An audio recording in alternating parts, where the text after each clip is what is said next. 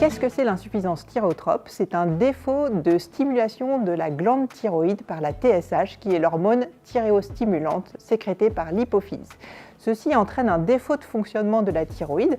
La thyroïde n'est pas altérée, mais elle n'est plus stimulée par l'hypophyse, ce qui fait qu'il y a un défaut de production d'hormones thyroïdiennes. Ces signes cliniques correspondent à l'hypothyroïdie, c'est-à-dire au défaut de production des hormones thyroïdiennes, et donc sont exactement la traduction de l'importance des hormones thyroïdiennes pour l'organisme.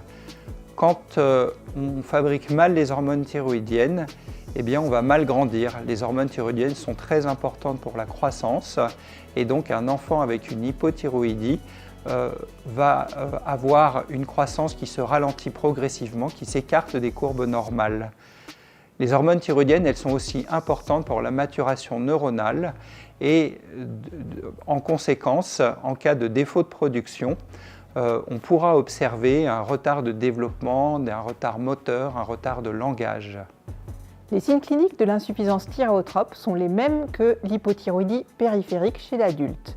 Les hormones thyroïdiennes étant basses, elles diminuent la stimulation du métabolisme. Ainsi, on retrouve des signes d'hypométabolisme à la fois chez l'adulte mais également chez l'enfant. Par exemple, on peut citer l'asthénie, la prise de poids qui est souvent modérée, la frilosité, la constipation. Un seul signe ne doit pas conduire à la réalisation du bilan thyroïdien. C'est une association de plusieurs signes qui doit conduire à la prescription du bilan thyroïdien. En revanche, l'insuffisance thyréotrope est rarement isolée. Ainsi, il y aura parfois des signes d'insuffisance des autres axes de l'hypophyse. Pour faire ce diagnostic, il est impératif de mesurer à la fois la T4 libre, qui est donc la principale hormone produite par la thyroïde, et la TSH, qui correspond à la commande de la thyroïde, qui est elle produite par l'hypophyse. La T4 libre sera basse, inférieure aux normes, alors que la TSH sera soit basse, soit normale, soit parfois modérément élevée. Le diagnostic de déficit thyréotrope ne peut pas reposer sur la seule mesure de la TSH. Si on mesure que la TSH, on peut absolument manquer un diagnostic de déficit thyréotrope. Nous allons parler de régulation de l'axe thyréotrope. De façon physiologique, la TRH est sécrétée par l'hypothalamus situé dans le cerveau. La TRH va stimuler l'hypophyse pour sécréter la TSH et c'est la TSH qui va stimuler la glande thyroïde pour produire les hormones thyroïdiennes que l'on appelle T4 et T3.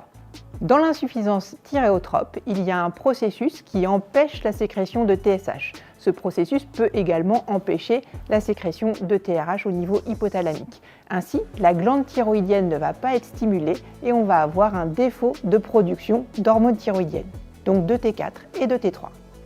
Ce processus qui empêche la sécrétion de TSH peut également empêcher la sécrétion des autres hormones hypophysaires. Quelles sont les causes du déficit thyréotrope? Le plus souvent, les causes sont lésionnelles, c'est-à-dire une tumeur de la région sellaire qui peut être bénigne ou maligne. Je citerai les adénomes, le crânio-pharyngiome ou le méningiome, qui vont donc léser la région hypothalamique ou hypothalamo-hypophysaire et entraîner un défaut de sécrétion de TSH. Ce diagnostic sera fait par l'IRM hypophysaire. Plus rarement, il existe des causes médicamenteuses telles que les immunothérapies utilisées dans le cancer qui vont entraîner une inflammation de l'hypophyse qu'on appelle l'hypophysite. Chez l'enfant, en plus des causes acquises, on peut avoir parfois, plus rarement, des causes congénitales, c'est-à-dire présentes dès la naissance. Le plus souvent dans cette situation, il s'agit d'une malformation de la région hypothalamo-hypophysaire. C'est donc l'IRM qui permettra de faire le diagnostic de cette malformation. Et dans cette situation, le plus souvent, le déficit thyréotrope n'est pas isolé, c'est-à-dire qu'il est associé à d'autres déficits de la région hypothalamo-hypophysaire. Beaucoup plus rarement, le déficit thyréotrope est congénital, mais il est isolé.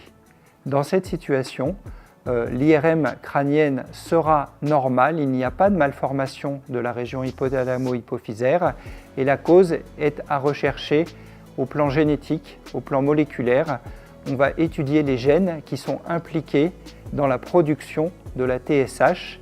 Et on sait que dans cette situation, aujourd'hui, on est en mesure de trouver une cause moléculaire dans à peu près 85% des cas de déficit thyréotrope isolé congénital. Le traitement consiste à prendre des hormones thyroïdiennes, la lévothyroxine. Ça existe sous forme de comprimés ou de gouttes. Ça se prend en une prise par jour et c'est un traitement qui se fera toute la vie. Comment savoir si le patient est bien substitué en hormones thyroïdiennes? Comme la sécrétion de TSH est altérée, c'est le dosage de la T4 qui va être le marqueur d'une bonne substitution. Ainsi, un patient bien substitué aura une T4 normale, voire même on attend dans le tiers supérieur de la norme, et une TSH effondrée. Donc attention, dans l'insuffisance thyréotrope, une TSH effondrée ne doit pas conduire à une diminution du traitement. Tant que la T4 est normale, c'est que le patient est bien substitué. Lorsque le traitement est bien adapté, que la supplémentation est correcte, tous les signes d'hypothyroïdie auront disparu. Il faut aussi se souvenir que les déficits thyréotropes sont rarement isolés, qu'il existe le plus souvent d'autres déficits hypophysaires et qu'il est donc très important que ces autres déficits hypophysaires soient eux aussi correctement supplémentés. S'ils ne sont pas correctement supplémentés, eh bien, la perception de fatigabilité, l'altération de la santé, le défaut de qualité de vie pourront rester présents chez le patient. Il faut aussi se souvenir que parfois la maladie causale qui est responsable du déficit thyréotrope, mais aussi potentiellement des autres déficits, eh bien, elle est toujours présente et que même avec des supplémentations hormonales tout à fait bien adaptées, eh bien, l'état de santé ne sera pas restitué complètement. Il y aura toujours une perception de déficit de santé, même si la supplémentation est optimale.